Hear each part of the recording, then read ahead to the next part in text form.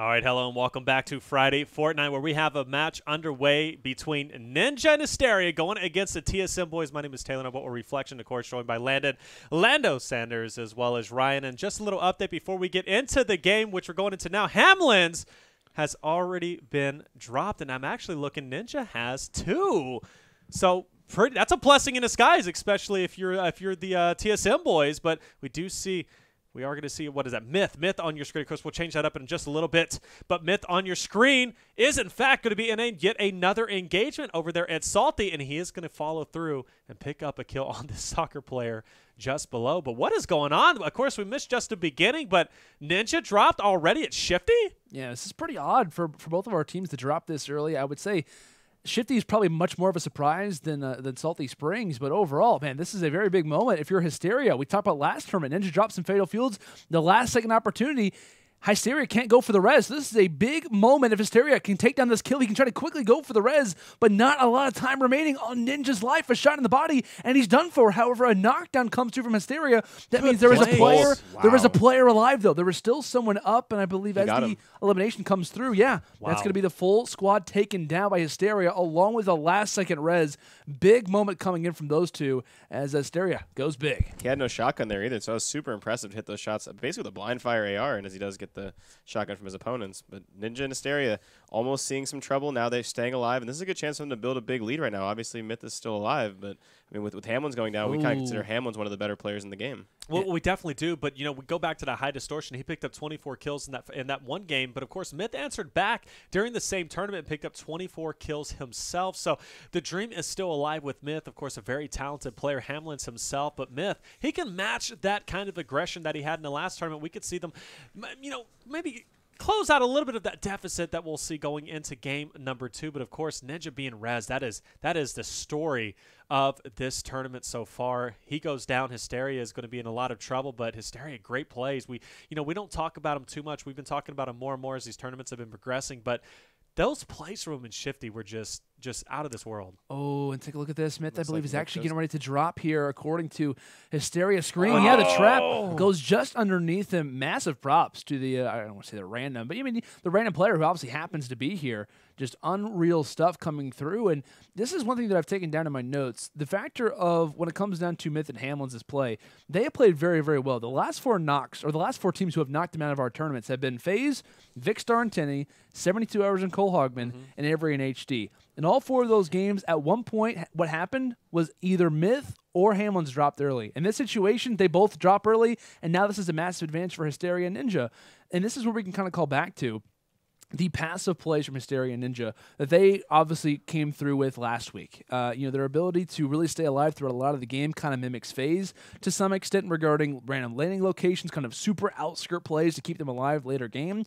Not that I'm saying TSM needs to change up their strategies, but it's worked a lot for other squads who have been in the same situation as them. You could argue TSM being a top 2, top 3 squad in the world, at least when it comes into Friday Fortnite, there's not much they can improve on, but you could argue at some points one thing that they could change up in their gameplay is play a little bit slower. A lot of teams aren't preferring Salty Springs anymore. They're preferring the outskirts of Salty. They're preferring like East Risky Reels. They're preferring even Batcave from time to time, Layer, etc.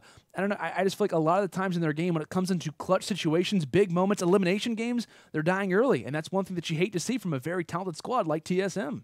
Definitely. So getting, 3rd place in the last tournament now, potentially going out to the loser's bracket. But, of course, Ninja and Hysteria got 4th last time, and they're hungry to kind of overtake that and move forward in this winner's bracket, and we're seeing just that. But this Shifty drop is somewhere we don't typically see Ninja and Hysteria go, so it's kind of refreshing to see a different play style from the both of them. And, of course, we're going to be seeing a tilted push relatively soon, but still a 3-kill lead for now, but it's going to increase over time as we see still 39 engagements remaining as TSM got dropped relatively early. But they look like they're kitted up fairly well. They're ready to push forward for the tilted, and they're going to be looking strong, especially moving on in this match. One thing I want to keep in mind myself when I look at this matchup and I look at this team of Ninja and Hysteria, obviously we talked about how they've played Halo together in the past. Halo actually one of the games with kind of the most communication needs out of many esports, right? So the two guys who've played together have really good communication, and like I said, they're both esports backgrounds, and esports players know how to develop chemistry, right? And they know how to kind of get better. Imagine on a pro circuit where they used to team together, event by event, right, match by match. So I'm looking forward to kind of see how this team progresses, not only this week, but if they keep playing together moving forward in Friday Fortnite, just because they have the same kind of background of esports. And speaking on kind of familiarity when it comes into to just even Ninja and Hysteria, they actually have a lot of that same kind of aspect versus Hamlinz and Myth. They actually faced off against each other twice last week, where it was actually, I think in winner's round, it was Ninja and Hysteria who walked away with the victory over Myth and Hamlinz, actually due to them falling early, funny enough. And then when it came down to the losers bracket, Myth and Hamlinz actually got the last laugh in an elimination game where it was a 3-kill difference, came down to the final squad, and Hamlinz went big to knock down Hysteria and Ninja from the tournament. So these two teams, very familiar with one another, and in their last matchup, it was a 3-kill difference. So when it comes down to this game, of course, being the way that it is, not looking to be incredibly close as far as map number 1 is considered, but these two teams, have they dueled, and will they do it again? Definitely looking like it's going to be possible as we see another 2 kills coming in for Ninja over at Tilted, as they're going to kind of just run through this area, get kitted up, looking pretty well. And, of course, I talked about in the beginning, Ninja and those dual-wield pistols. He loves to use the new weapons that come out and kind of show us the potential that they can be used for. And I believe him and Daquan are the kind of the guys that, at least as of right now, kind of love to use those dual-wield pistols, and we get to see a little bit of a showcase of it. But, of course, being in Tilted, there's a lot of different ways you can die, but there's a lot of different ways you can get kills and continue that lead forward. But they are stacked at this point. I believe they're inside the circle, so they're going to have to kind of push out to play that gatekeeper role, as we know they like to do. They don't like to be too far in the circle, as that's just kind of not their play style overall. But still, though, looking fairly strong, as it's going to be pretty slow going at this point, but they're going to be just trying to get as much loot as they can. And one thing that I know as well when it comes down to kind of odd strategies and kind of players who like to use kind of odd weapons, I know it's kind of funny enough that you bring up Ninja, he also kind of prefers that auto sniper from time to time, which I've not really seen too many players be a big fan of. I noticed in that last play, I think he had the opportunity to go for a bolt. I'm not sure if he handed it off to Hysteria or it just happened to be another one off the ground, but that's kind of an odd little play there that we see from time to time, as funny enough, the sniper rifles being brought out there yet again from that little drop there from Hysteria. But yeah, Ninja actually does prefer the auto from time to time, which can be a little bit odd, but he makes it work, and he makes it look like it's even better than the bolt from certain aspects. So I think that we kind of like solo squads, duo squads, whatever you want to call it. I think in those kind of matchups where you have like 4 players at once, having the ability to put in multiple shots like that is actually really beneficial. Yeah. So while he might not prefer in a traditional game of Fortnite, in this format, when you're constantly going up against way bigger numbers, I think it's actually kind of beneficial. So I think that's probably why he likes that more. As we say that we have players gliding over them from a launch pad, there's going to be a good opportunity for them to get some kills and kind of build upon their lead right now.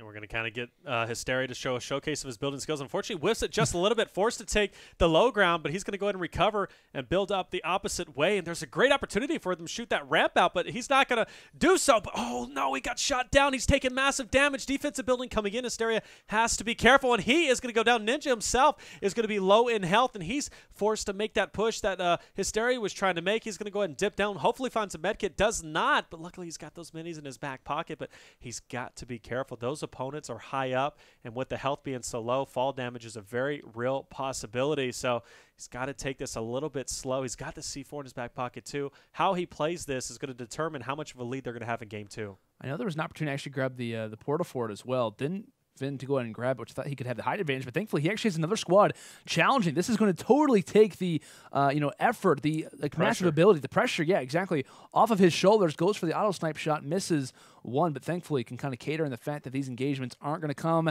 at a very fast pace. Kind of sit back, relax, and shoot from afar as players begin to try to engage, as Ninja can kind of covet in the fact that he does have the advantage of the storm at his backside and also does find some minis as well, just to kind of add toward a little bit of the excess shield that he can't rock for right now. Keeping in mind, though, Hysteria, he's not down. He's not officially dead yet. Hysteria's crawled his way over to Ninja. And this could be an opportunity to keep Hysteria in this game, which would be huge when you look at the overall seeming of things. I can imagine TSM right now, Hamlinz and Myth are probably like, oh no, like how did he manage to stay alive that entire fight? Wow. The one time someone doesn't get thirsted happens to be against us. Hysteria returning the favor from earlier with that shifty shafts drop, right? We saw Ninja go down. Hysteria now is going to be picked up by Ninja. So looking pretty solid is going to be the crew, and he got there in just the nick of time. Now they can start making this push once again to kind of get that revenge on this team who has built a fortress in front of these players. But like you said, that team still engaging, and that's going to give an opportunity for Ninja to kind of sneak in with those dual-wield pistols and kind of get some damage and chip away at the life of this opponent below, and he finally gets the knock. He's going to go for the thirst and get some much-needed loot in his back pocket, but watch out. He is, in fact, going to be shot from the bottom. His platform is going to be dropped. He will not take fall damage, but he does quickly recover to get up. But look at this. He's so high up, he's got to be careful. Definitely does. Of course, he always preaches the factor of, in squad games, in matches such as this, being very wary of that ground control. Players could easily shoot at that entire tower and take everything down. So, of course, he's going to try to back away, play kind of toward that zone, because in 20 seconds, it's going to be right on top of them. They're not in the best situation when it comes into overall health, so being very wary of that. Also keeping in mind the gatekeeping role from the RNG players who are obviously around the map as well, but constantly finding knocks, and Ninja has to be aware that he's not one of those players. 32 HP and needing to get through this zone. I'm not exactly sure. I thought he maybe thought there was like a med kit on the ground or something along those lines, but he realized there's an engagement around here, and he's trying to go for it. The nice rocket from the back pocket will shoot out and takes down an enemy, as now Ninja will be up to 6 kills in total. There could be a few knockdowns there as well, but take a look at that HP in the top left. Yes. Hysteria maybe like 3 or 4 HP, maybe like upwards of like 9 or 10. Ninja at 13. Not looking good for these guys, but thankfully they can reset on the fact that the storm is just on their backside. They're clear for now. Oh, look at the composure, though. I mean, he knows he's at 13 health. He's literally dangling over. No, I think that's – oh, what a recovery from Ninja. Building the stairs just below him. Something Tim needs to take note of to avoid that Tim damage. It's great heads-up play on his part, and you just see the composure from a competitor. That is Ninja, of course, firing rockets down below, trying to go for more Noxes. This team battle has literally been going on for several minutes now, at least 5 minutes at this point. We've seen Hysteria drop. We've seen Ninja come in for the res, and they're still going in for the kills. Definitely making Ninja and Hysteria work in terms of getting this lead over the enemy team. But Hello through the window gets the kill. He's going to bust that down and get some much-needed meds and loot as well. But they've got a distance to travel. The storm is going to be hot on their heels, and luckily he finds a fireplace. Does he shut it down to kind of get some much-needed health? And don't think he does at this point. He's got some Band-Aid. There he goes. He's going to lay it down. And 13-2, though. But they had to work for it, didn't they, boys? Yeah, sure they did. absolutely did, man. That looked pretty scary from time to time. But like massive props, right, to Ninja in that particular play. Has the rockets in his back pocket, fires it ahead, and great recovery build. I like to always call Ninja probably one of the greatest recovery builders in the entire game. To have the awareness of, hey, where can I build on toward next? Where are the structures at? And how can I stay alive while also providing damage into to players who are obviously shooting at me? And Ninja does a great job at showing off that exact skill there. And we talk about Ninja's ability to kind of become like the best with the new weapons so quickly, right? When he had his big 23 kill run, right? He was using the LMG, which recently had come out. Right now, he's actually using the double pistols in place of a shotgun. He's turned down shotguns of all rarities and colors to use that double pistol, and it's working out really well for him. Meanwhile, we saw a lot of other players struggle with it. Yeah, something we haven't talked about, at least as of yet. Shotgun's getting another nerf in the most recent update, specifically, though, whenever it comes to building damage. We see the shotguns themselves getting a 50% reduction in damage to overall buildings, as well as the tactical and heavy getting nerfed by 25% with damage to the buildings. But we still see a lot of these players rocking the double pump, which quite surprisingly, they even use that to try and break down these walls, which I think it's just out of habit at this point. And of course, we'll see some more changes overall. But like you said, using those dual-wield pistols, which I can see a pump and maybe a dual-wield pistol in their back pocket being kind of the new meta moving forward. Of course, the submachine gun still being used. But getting back to the game, still 6 engagements remaining. They pushed into the circle. They made their way through. They're looking okay now in terms of health and overall shields, and they're going to have the high ground here, and hopefully they'll be able to find some more. Yeah, I'm kind of piggybacking off what you said earlier, Taylor. Like the grind that this has been really for Ninja and Hysteria to get here is almost a task in itself, right? The factor of how they've gotten to this point hasn't been easy. We've seen drops from both of them multiple times, yet they've managed to get to this point, and they've got to be feeling pretty good, right? And the entirety of this has been the factor of, hey, they're not down in this game. If anything, they're just adding constant positives. They're constantly adding that padding as far as their lead is considered. So only good things when it comes down to Ninja and Hysteria, but if you are a TSM fan, you've probably through a few things throughout this series, hoping that these guys would drop, but just not seeing it as of yet. Just giving even more cadence and even more credit to these boys for having that knowledge to stay alive in very high-pressure situations. Yeah, that could have very well been over a long time ago, right? And the kill deficit now could have been, only a few coming into game 2, but they did a great job staying alive, did a great job extending the lead. Just as we say that, we see a couple more players in the map right now. I just want to Double talk pistols back at it. I just want to talk about this push Ninja made. Normal players, including myself and Landon, 100% casual normal players. By the way, great uses of the trap to take out that kill. We would have just dropped down and he knocked another one with that. And he did knock another one with that as someone came through the wall. But if you notice that push that he made, and I just want to showcase the skill level that he has, is he pushed from the top. Normal players just would have dropped down and get the drop on him and go for the kill. No, Ninja, in fact, built up over top and got the high ground before that player even knew he was there. And that's just the little things that push you over the edge in terms of engagements and skill-wise. But here we are, 2 final engagements remaining. They already have a massive lead, over 10 kills at this point, and they are looking extremely strong going into round number 2. They are indeed. And that's the thing you talk about is awareness. When it comes into Fortnite, I think that's going to be a must-need attribute that all players, especially pro players, are going to need to have. And really, in general, right, this is a skill that players are going to have at a very high level, being aware of when it comes to builds, when it comes down to resource awareness, being aware of your shields, health, etc. Always being fully aware of all that stuff. And I think that's one thing that you can even give more credit to Ninja. We talked about how good he is at the start of a game, winning every single tournament as far as, regular matches are considered with battle royales, winning every single one. He's good in the early game, and I think a lot of that has been built off of his knowledge of awareness, his knowledge of a lot of things throughout the map, and that's just one of the little moments that we see. One engagement just really goes to show a lot of the skills that he has when it comes into battle royale games. He says peekaboo over the hill, goes for the shot, unable to get it, but that's going to be one of the 2 players remaining, and it's basically all she wrote at this point. They've got the high ground, and he's firing in with that semi-auto sniper, not able to get it just yet, but we do see on your bottom right screen Hysteria laying down the suppressive fire as they're going to be dropping in, and they are hungry for this final kill, as they rightly should be. They had to grind for it. They worked for it so incredibly much, and now they're going to finish off this last player as the player's doing everything he can to live, but it's all in vain as the damage is coming in, and I believe he's just going to build himself in a 1-by-1. And he wants the clip. 360 double pistols. Unfortunately, this guy's like, I'm not about to be a Twitter clip anytime soon. He's in a 1-by-1, and he's like, I'm done, and there it is. Hysteria is, in fact, going to get it, and there's the final elimination being picked in from Ninja. But great work on their part. 17 kill lead. And guys, they earned it. That tilted run that they had was on point. There were so many times I was grabbing this seat that I'm in because I was like, man, they're gonna drop, they're gonna die. I mean, they have to, but in the end they didn't. And to talk about the start they had, Shifty already was rough as it was. Hysteria saved the day. Sure. Taylor, I want to say, I'm sure the reason why you were worried wasn't because of Ninja and Hysteria for staying alive, but I know you're a TSM fan. You're probably super worried that they were actually living through a lot of these situations and praying that they would die sooner or later. I was not. It's okay, man. TSM, they have the opportunity to make it through. We'll see what happens, but a 17-kill deficit, not going to be easy, but I know you have faith. I know you got a lot of props, a lot of hope in these boys. I love TSM, but I mean, I got to face reality here. Ninja and Hysteria look like they might be moving on in this tournament unless they get dropped early, like we saw TSM do it in the first round. But Ryan, what are you thinking overall? So I look at this deficit, right? It's a lot of kills, and then you look at Ninja, Hysteria, powerhouse team, right?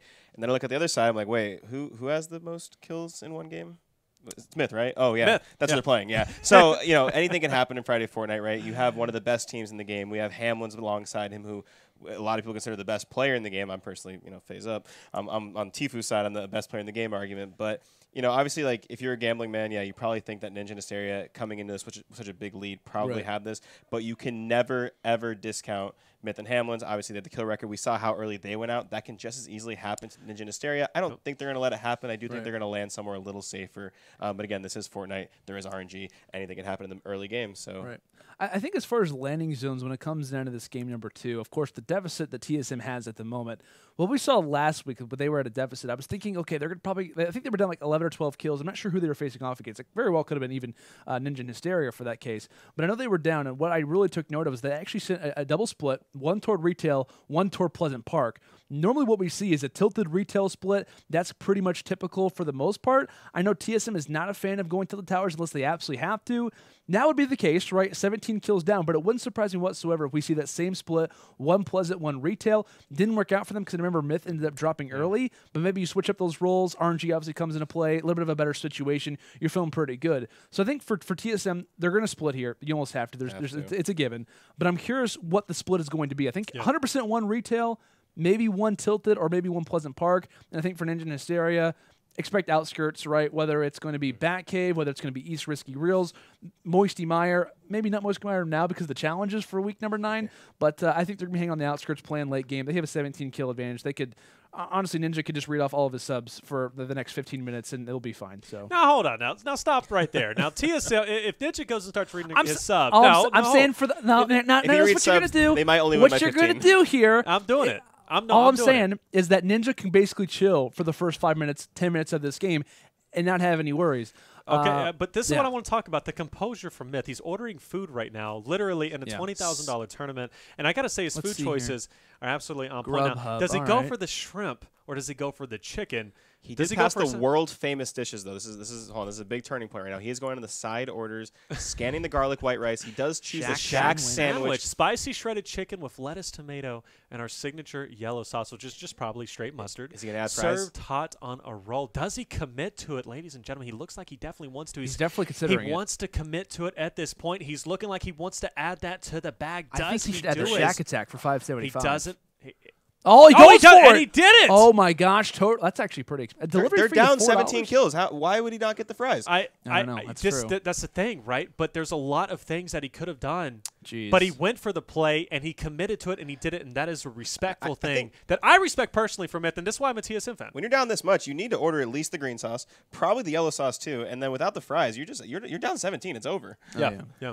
Absolutely. So, and this is why I think they're going to go ahead and win this match here, because you see the composure, but he's also going to have a full stomach too. But that could also be the reason why they're losing so much. What if the doorman? What if the food comes to the door? That's the thing. Is he going to leave the food? Is he going to go play? Does he continue to play? Does the food man come in and play for Myth? In that scenario, there's so many possibilities. The chicken sandwich or the $20,000. That's so it. Wow. In the short term, you think chicken sandwich. In the long term, you think $20,000. Because how many chicken sandwiches can you buy with the $10,000 first place prize? Quite a few. That's the questions that we have to ask ourselves here at Friday Fortnite. Right. This is the seriousness that we have to see. I think that obviously caters into the landing zones as well. I mean, I think at this point, right, when you're looking at Myth, he's probably thinking Greasy Grove. He's probably thinking a lot of those situations where he can try to get full, essentially, when it comes down to this game. So, but he gets chicken. Does he go Anarchy Acres? Maybe get the freshness of the chicken from the Anarchy Acres, or does he go Fatal Fields as well? I'm sure there's a couple of chickens over there he could potentially make some fries eventually. Was it a grilled chicken sandwich or a crispy chicken sandwich? I think it was grilled. I think he's going healthy. Okay, then he might go to the fields then to get some fresh food, maybe some vegetables. He did pass on the fries. He was trying to stay healthy. So, all right. So these are the things that you have to ask yourself. Oh yeah, especially as a competitive Fortnite player. And I just imagine the chat being like, "Are these guys serious? Like, do they really think this is going to cater into the game?" Absolutely, we think this is going to cater into the game. That's the answer to that question. As he has 17 kills down, and he's hungry, man. He's hungry to get this win. But is that the reason why they are currently losing? Maybe he's a little bit hungry. He not enough fuel in the tank. There's not enough fuel in the tank. He's probably trying to ice it. I bet FaZe had a well-balanced meal before him. Oh, easily. 100%. They did. What do you think they're grabbing? Surf and turf, baby. They live by the beach. They're in LA, right? Yeah. Probably In-N-Out, the best freaking food in the world. I'd say Shake Shack, personally. I am from California, so I'm a little biased from. I love my In-N-Out. I can't even lie. Fresh ingredients. That is true. It's cool, man. That is true. In-N-Out, animal style. What do you know about that? I've actually had it many times. So yeah, animal style. I know a lot. What's your go-to meal from In-N-Out? I think it's like a double with like regular. I like the animal style fries, but I'm usually a guy where it's like, hey, the calories they're getting a little bit overhand when it comes to the animal style. So pretty much regular fries for myself. But one thing that is very nice about In-N-Out is the price, right? You don't got to pay a crazy amount of money, especially being in California. You could argue the prices will be a little bit higher. Crazy. Not there, man. You got a nice burger, you got a nice meal, plus the amazing temperature. Man, I wish I lived in California. Tell you, everybody, all the viewers are getting some knowledge that they didn't expect to get here Friday Fortnite. But here we are. The wait is over. We're going into round 2. 17-kill deficit for Myth and Hamlinz. Can they make the comeback? Will Ninja and Hysteria kind of stay hot on their heels? Will the split come in? Find out on the next episode of Dragon Ball Z. I'm sorry, that was lame. Let's move into game number 2.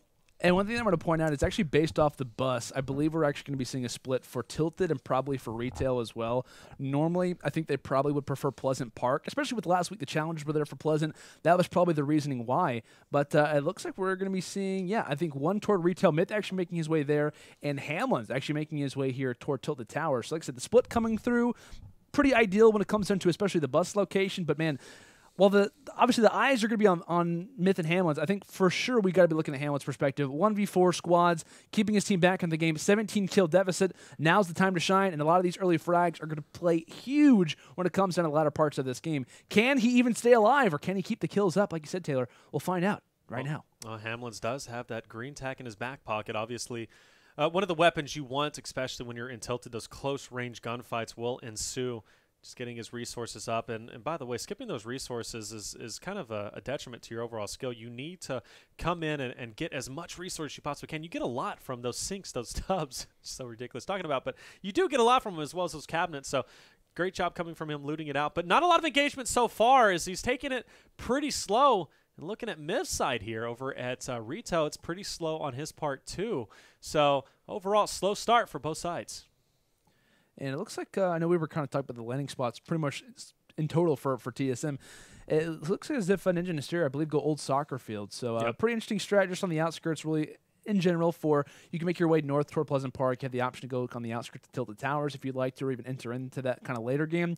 I like this strategy, though. They'll probably have at least one squad around this area that they'll face off against before they leave here. But it's a nice play for these guys. Like I said, they have a 17-kill advantage. Obviously, your majority of your goal is to try and stay alive, but Myth could easily be dropping, does get the official eliminations, and takes down 3 before he ends up nearly falling. Of course, 30 HP to his name, and just trying to get those ramps up.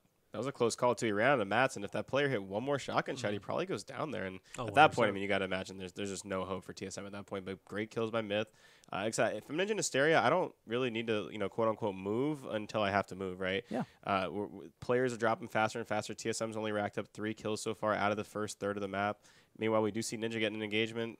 That's the one squad that you're going to see probably throughout that time, and they can kind of sit pretty on that advantage. Kind of just got to trade kills the whole way through, even trade at a little bit of a disadvantage, and they're up by so many kills coming to this. Yeah, and like already off the start, right? At least off the first, I think was it 60 players, so 40 players have already died. It's a tie game for map number 2. Like at least up to this point. Of course, 17 kill advantage, but that's what's nice about landing soccer. For one of these guys were to drop early, you can still sit on the fact that, hey, game 1, we're already up 17 kills, and also along with that, we have a tie game still in map number 2 with nearly half the lobby already dropping. So pretty much a positive if you're Ninja and Hysteria. Also, you can try to mute a lot of these kills that Hamlinz would be getting later game. But at least for right now, Hamlinz does have the high ground when it comes into a lot of these players.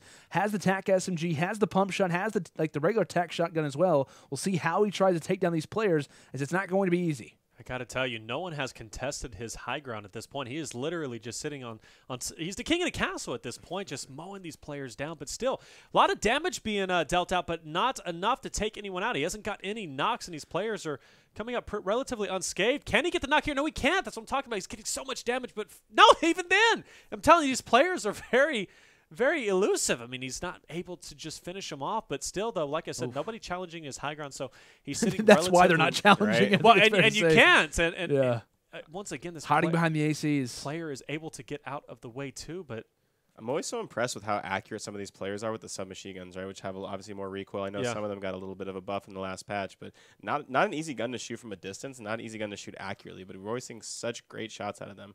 I will say with the sub, though, especially since this most recent update, the sub is like a laser beam. You can just shoot it, and it really doesn't have any recoil at this point. So they made them to where we want you guys to use subs, and obviously it's working. We're seeing a lot of these professional players use them.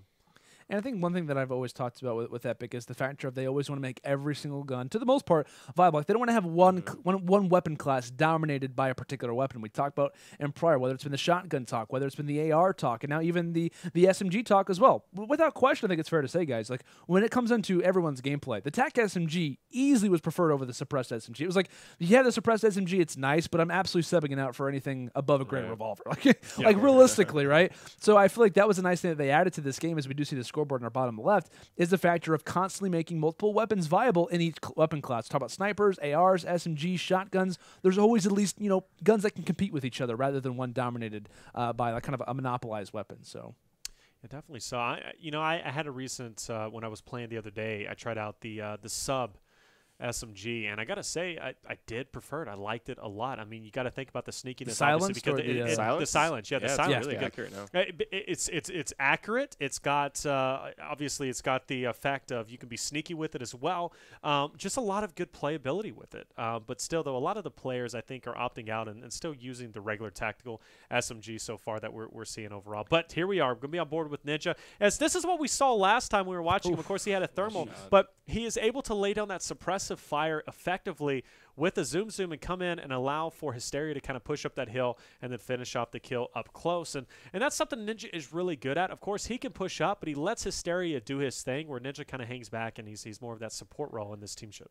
I'm going to point out that the play that we're seeing right now in this game is actually very important regarding map positioning, because what we just witnessed actually is Hamlinz leaves Tilted Towers, right? He's not seeing a whole lot of engagements, wants to stay alive, try to progress his play toward a different area. That allows Ninja and Hysteria to open up toward Tilted Towers so that they can start to find a lot of kills as well. So this is a big moment for them, because as Hamlinz happens to leave, this is when the squads start to show up. So that's a huge miss kind of overall if you're a TSM fan. Of course, he's not able to predict that. Hamlinz has no idea that there's a squad just on the heels of making their way here. But this is a big moment to where we talk about TSM trying to lower the deficit. This is where this could have happened. This is an opportunity where it should have taken place, but now Ninja and Hysteria have the opportunity to pad open their stats to keep things going. And so at this point, while there's a squad here, there's an opportunity for Ninja and Hysteria to keep adding on toward these kills. It's a matter of, where does Hamlinz go? He's probably making his way toward Dusty Divot. His teammate Myth is already in Retail Row. Got to be pushing something like a Salty Springs. Push something out of kilter. Find those engagements, because you happen to just leave an area where the engagements are in full force. Absolutely true. We see Hysteria is in fact going to be built over. No, he just avoids the fall damage, builds over the opponent. You talk about a quick reaction on his part. He's going to once again get that high ground, which he's so used to getting in dominant fashion. And great kill, great knock in on that opponent just ahead. And another player is going to be hopping down, as Hysteria is really giving us a showcase as to what he can do. And another knock, and the player, I believe the last final player, is in fact going to be just below. He's trying to shoot out that little roof area, but he doesn't go for the thirst. We see Ninja from the distance also picking up a kill too, but Myth and Hamlinz will have another engagement in front of them too. I was going to give them props, because you saw Ninja, they're starting to get shot down a lot on the hill, and Ninja makes the play to run away, stay alive, and it looked like Hysteria was falling. I was going to give them good props for kind of valuing their life in a situation where they have a lead. Next thing you know, he panned over, and Hysteria's 10 stories high fighting 4 people at once, and it was obviously some great shots coming in, got the knock, stayed alive. But Ninja and Hysteria, I don't know, like as the kills come in more and more, as Hysteria makes plays like that, you guys start to figure this is starting to look like it's almost over. Definitely. So I believe a comeback is still possible, Landon, at this point. But we're gonna scoreboard update relatively soon. But right now it's 10 kills on the left side and 11 on the right. Yeah, I was gonna say, like, when it comes down to this 16 kill lead right now for Ninja. We see a split come through from Ninja and Hamlinz. You'd imagine if they were up when there was 25 players alive. You told me if they were alive with 25 players up after splitting at the beginning of the map, I would say that they should be up at least 5, 6, 7, 8 kills. They're up by 1. Yeah. They're literally up by 1 kill. Or they're up by 2, I think, now. Two, now yeah, as the knockdown comes through. Like, that shouldn't be happening, right? And that's the thing that I talk about when it comes down to overall map positioning. There was a moment where Hamlinz had the opportunity to stay and tilt the towers. I know that's totally based off RNG, not fully aware of that. But that's where I talk about, like, the slow play. You can still find a lot of frags. Like, off the start, you land soccer field, you find a guaranteed squad. I think after landing soccer, Ninja and Hysteria had 3, 4 kills. They transitioned their way towards the towers late. They're now in the driver's seat. It is 29-15, a split off the drop. And it's still a very close game where one team played incredibly passive off the beginning and one team played super aggressive. That's the RNG that comes in toward Fortnite and the ability to play like your opponent. You're not going to know what's always at stake. You're not going to know always what the strategy is. But that's one thing where it kind of caters to the factor of being super aware of what the enemy likes to do. And like I said, like, you're never going to predict what the enemy likes to try to implement game in and game out. But talk about a crazy result, seeing the factor of what the strategy was from both of our teams and where we're at right now with how close it still is just in Game 2 alone. And Myth and Hamlinz right now basically have to kill almost the rest of the lobby right now to even tie it up. I mean, I don't know. They're using the hop rocks to try and move around the map faster, trying to find these engagements. They're not finding them. You can see players in the bottom left-hand corner of the screen killing each other, right? So those are kills that aren't going to either team right now. And so I think it might be too little too late now for TSM, as we do see Hamlinz get involved with a knock and probably a couple more kills coming in.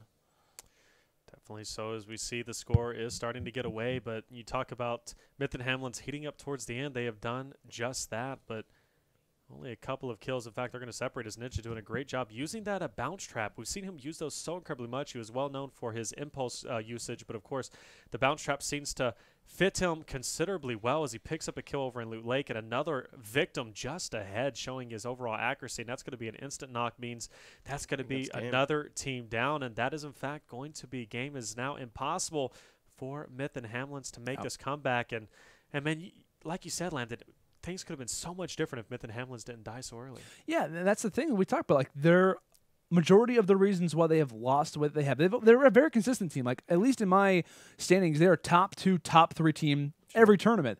But the way that they lose is by dying early in the losers bracket. And that's the thing that they lost to Ninja and Hysteria last week in the winners bracket. Exact same situation as this week is because one of them died early. And that's one thing that I think needs to be improved for Myth and Hamlinz. Of course, it's hard to predict when it comes to RNG, all of those factors. But one thing that's been consistent with them is that strategy of dying early, the ability to not stay alive to the latter parts of this game. And I think while kills are important, kills come at all stakes, at all points during the game. So I think you could argue if Myth and Hamlinz stay alive a little bit longer, there's definitely not a 17-kill advantage leading into map number 2. Yep. It's a much closer game. So I think for Myth and Hamlinz, rather than going places like Salty Springs, rather than going inside of Retail Row, think about going outskirts. Think about going outskirts Salty Springs a high majority of the time. Start going to those like Shifty Shafts type of locations. It's working out for the top level teams in the world right now by making those outskirt plays. And I think they've been one team who's yet to adapt to that strategy, and they're still receiving the errors from going inside of those towns. Yep, absolutely. Ninja and Hysteria are going to move forward in this tournament. And another team that moved forward while we were commentating this match was, in fact, the FaZe Boys. They knocked out Daquan and Camille's down to the loser bracket. Don't you talk about my TSM boys that way again. I'm going to come over there and knock you out, FaZe Boy. But FaZe moves.